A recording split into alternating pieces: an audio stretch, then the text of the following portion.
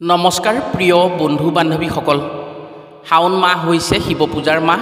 শাস্ত্ৰ অনুসৰি এই মাহত ভগৱান মহাদেৱে পৃথিৱীৰ জীৱসমূহক ৰক্ষা কৰিবলৈ সাগৰ মন্থনৰ পৰা ওলোৱা কালকুট বিষ প্ৰাণ কৰিছিল। শাওণ মাহতেই সাগৰ মন্থন হৈছিল। অন্য এক আখ্যান মতে শাওণ মাহৰ পৰা 3 মাহ ভগৱান বিষ্ণু যোগধ্যানত আছিল আৰু মহাদেৱ শিৱক 3 মাহৰ বাবে পৃথিৱীৰ পালনৰ ভাৰ শ্ৰীহৰি বিষ্ণুৱে প্ৰদান কৰিছিল। ভগৱান শিৱ হৈছে প্ৰকৃতিপ্ৰিয়, সেয়েহে শাওণ মাহৰ পৰা প্ৰকৃতিৰ বুকুত বিশেষ কিছুমান পৰিৱৰ্তন হয়। শস্যে মৎস্যে ধৰাৰ বুকুত সেউজীয়া হয়। শাওণ মাহৰ পৰা গ্ৰহ নক্ষত্ৰৰো গতিবিধি বিশেষ পৰিৱৰ্তন হয়। ফলত গ্ৰহ নক্ষত্ৰৰ প্ৰভাৱে ব্যক্তিৰ ভাগ্য পৰিৱৰ্তন কৰে। এইবাৰ শাওণ মাহৰ প্ৰথম সোমবাৰৰ পৰা 5 ৰাশিৰ ক্ষেত্ৰত ভাগ্যৰ পৰিৱৰ্তন আহিব। শাওণ মাহৰ প্ৰথম সোমবাৰে সূৰ্য পূজা মিলিছে। এই দিনটোৰ পৰা গ্ৰহ নক্ষত্ৰৰ বিশেষ পৰিৱৰ্তন আহিব। মহাদেৱ আৰু সূৰ্যদেৱৰ বিশেষ কৃপাত 5 ৰাশিৰ ওপৰত পৰিব। শাওণ মাহৰ প্ৰথম সোমবাৰৰ পৰা এই 5 ৰাশিয়ে আশা পূৰণ কৰাত সুযোগ সুবিধা পাব। বিশেষকৈ মহাদেৱৰ কৃপাত ভাগ্যত সৌভাগ্য আহিব আৰু তেওঁলোক ভাগ্যশালী হ'ব। ইয়াৰ উপৰিও যদি শাওণ মাহৰ প্ৰথম সোমবাৰে যদি কোনো ব্যক্তিয়ে মহাদেৱৰ চৰণত এবিধ ফল আগবঢ়ায়, পাছত সেইবিধ ফল প্ৰসাদ হিচাপে খাব পাৰে, তেনে তেওঁৰ ভাগ্যত আচৰিত সৌভাগ্য আহি আশা পূৰণ হ'ব। আজিৰ ভিডিঅ'ত আমি আপোনাক জনাম শাওণ মাহৰ প্ৰথম সোমবাৰৰ পৰা মহাদেৱ আৰু সূৰ্য দেৱতাৰ কৃপাত কোন কোন 5 ৰাশিৰ সৌভাগ্য মুকলি হ'ব আৰু কি কি ক্ষেত্ৰত অধিক সফলতা আনি আশা পূৰণ কৰাৰ সুবিধা পাব। লগতে শাওণ মাহৰ প্ৰথম সোমবাৰে যিমান যি কৰি হ'লেও মহাদেৱৰ বাবে কি বস্তু আগবঢ়াই পিছত সেই বস্তু প্ৰসাদ হিচাপে খাব পাৰিলে সৰ্বপ্ৰকাৰে সুখী হ'ব পাৰে। গতিকে আপুনি যদি শিৱ ভগৱানক বিশ্বাস কৰে, সঁচাই যদি আপুনি শিৱশক্তিৰ ওপৰত বিশ্বাস ৰাখি উন্নতি কৰিব বিচাৰে, তেনে আজিৰ ভিডিঅ'টো আপোনাৰ বাবে অতি গুৰুত্বপূৰ্ণ ভিডিঅ'। আজিৰ ভিডিঅ'টো শেষলৈকে চালে শাওণ মাহৰ প্ৰথম সোমবাৰৰ পৰা আপোনাৰ ভাগ্যৰ বিষয়ে জনাৰ উপৰিও এইদিনা মহাদেৱৰ বাবে কি ফল আগবঢ়াই সৰ্বসুখৰ গৰাকী হ'ব পাৰে কথাসমূহ জানি নিশ্চয় উপকৃত হোৱাৰ সুযোগ পাব। প্ৰিয় বন্ধু বান্ধৱীসকল, ৰাশিসমূহৰ কথা কোৱাৰ আগতেই আপোনাক এটি সৰু অনুৰোধ জনাওঁ। ভিডিঅ'টো যদি ভাল পায় তেনে এটা লাইক কৰাৰ লগতে কমেণ্ট বক্সত ওম নমঃ শিৱায় বুলি লিখিবলৈ কেতিয়াও নাপাহৰিব। আৰু যদি আমাৰ চেনেললৈ প্ৰথম আহিছে তেনে চেনেলটো ছাবস্ক্ৰাইব কৰাৰ লগতে অন্য 10জনে উপকৃত হোৱাকৈ ভিডিঅ'টো শ্বেয়াৰ কৰিবলৈ অনুৰোধ জনালোঁ। শাওণ মাহৰ প্ৰথম সোমবাৰৰ পৰা মহাদেৱ আৰু সূৰ্য দেৱতাৰ পৰম কৃপাত ভাগ্যশালী হোৱা প্ৰথম ৰাশিটো হৈছে মেষ ৰাশি।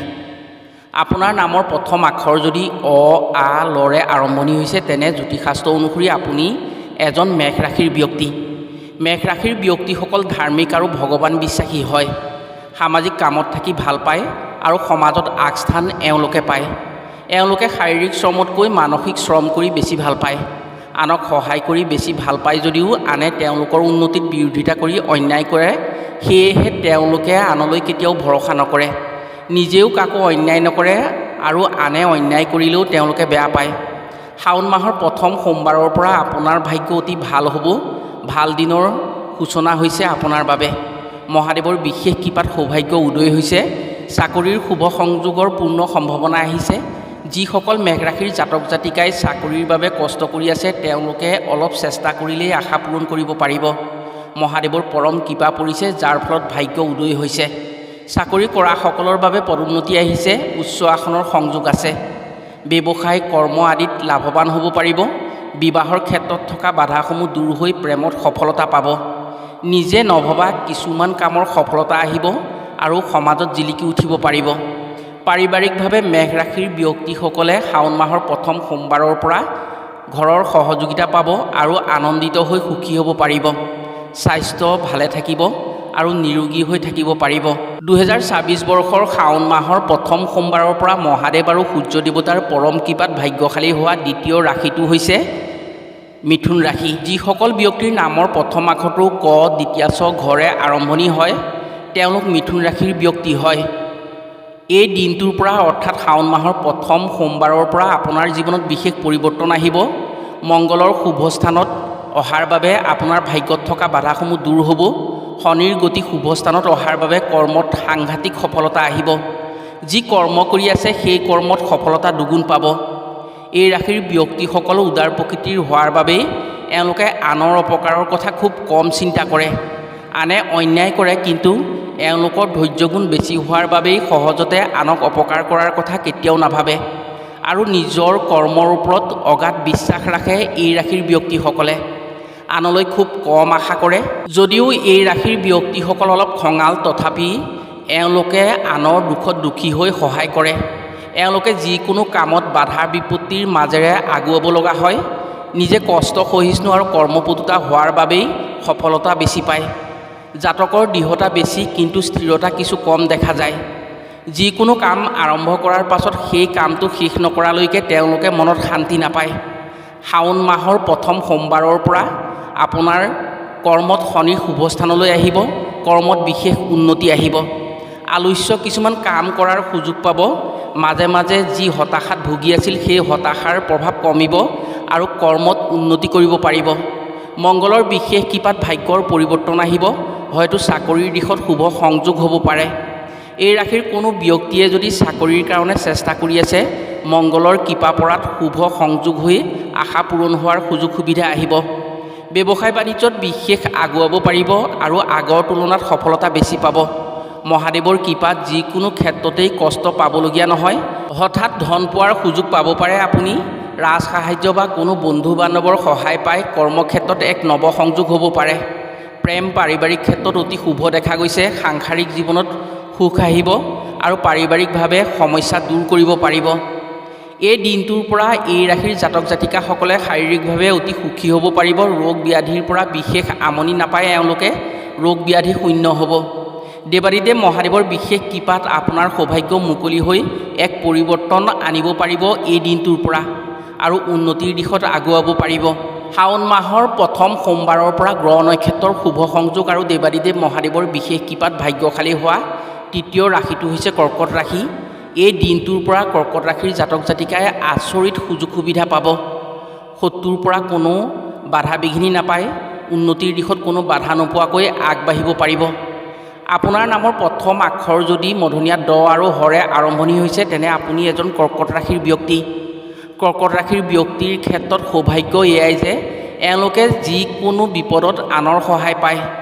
মহাদেৱৰ কৃপাৰ পৰা বঞ্চিত কেতিয়াও হ'বলগীয়া নহয়।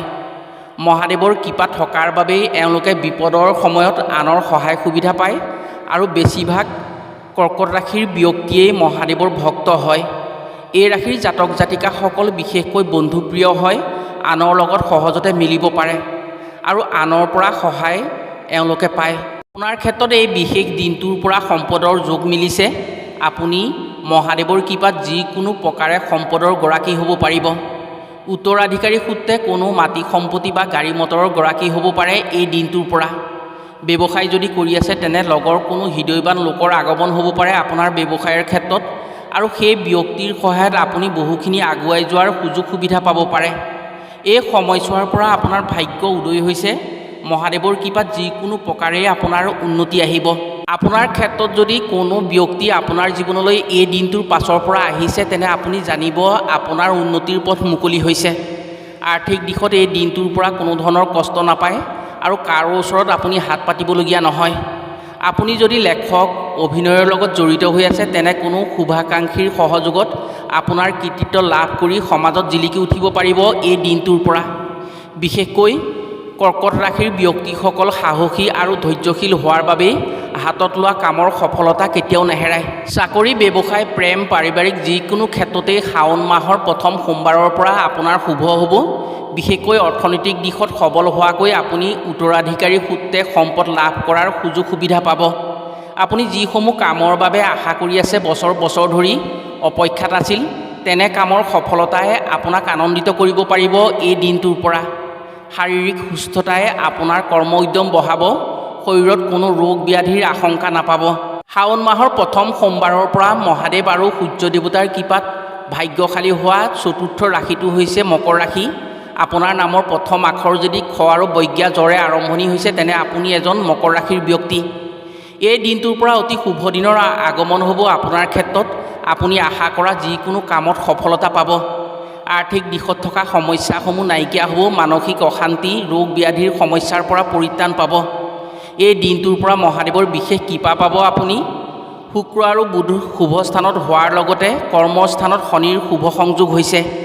সেয়েহে ধন টকা পইচা কৰ্ম আৰু শিক্ষাৰ দিশত বিশেষ পৰিৱৰ্তন আনিব পাৰিব আপুনি কৰি থকা কৰ্মৰ পৰা সুখী হ'ব পাৰিব।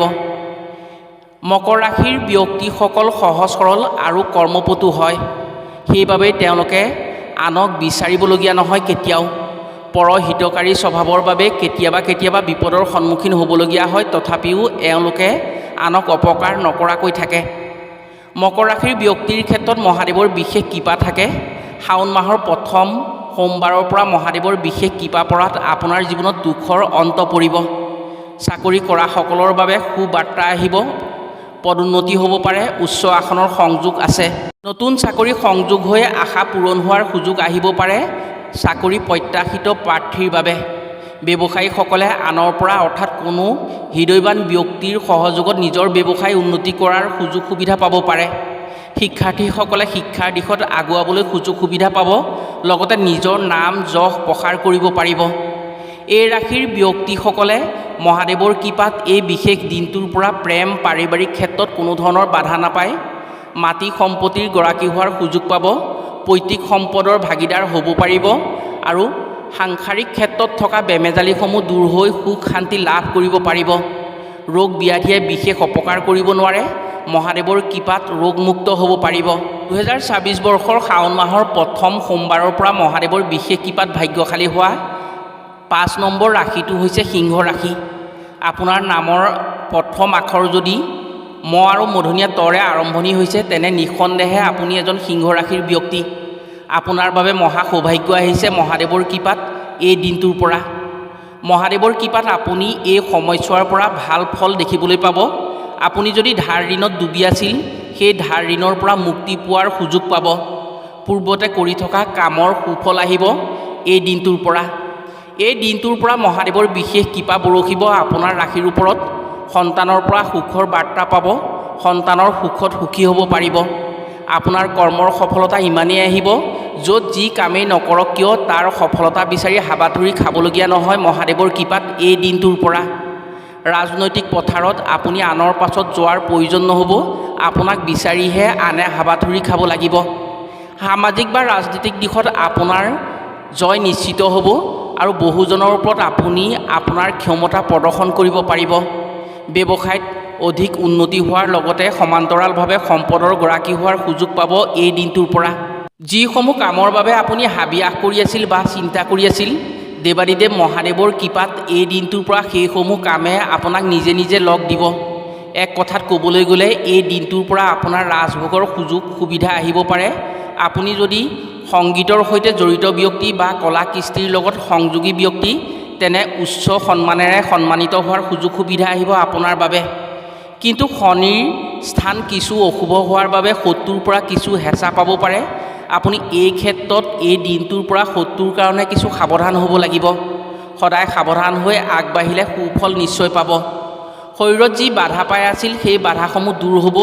হঠাৎ ধন অহাৰ পথ মুকলি হৈ আপোনাৰ ভাগ্যৰ পৰিৱৰ্তন আহিব। বন্ধু বান্ধৱীসকল, শাস্ত্ৰ অনুসৰি ভগৱান ভোলানাথ আৰু মাতা পাৰ্বতীৰ প্ৰিয় ফল হৈছে আঙুৰ।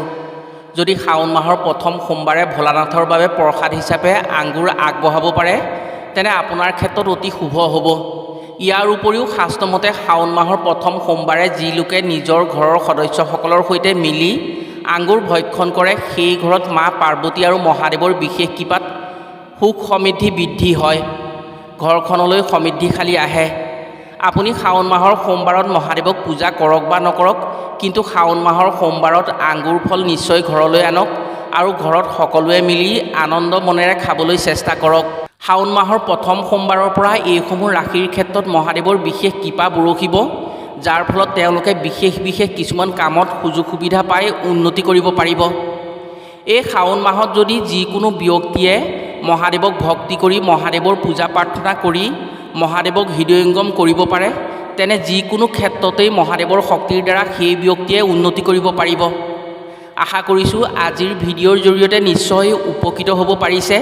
আজিলৈ ভিডিঅ'টো ইমানতে সামৰিছোঁ। পুনৰ অন্য এটি ভিডিঅ'ৰ জৰিয়তে লগ পোৱাৰ আশাৰে আজিলৈ আহোঁ।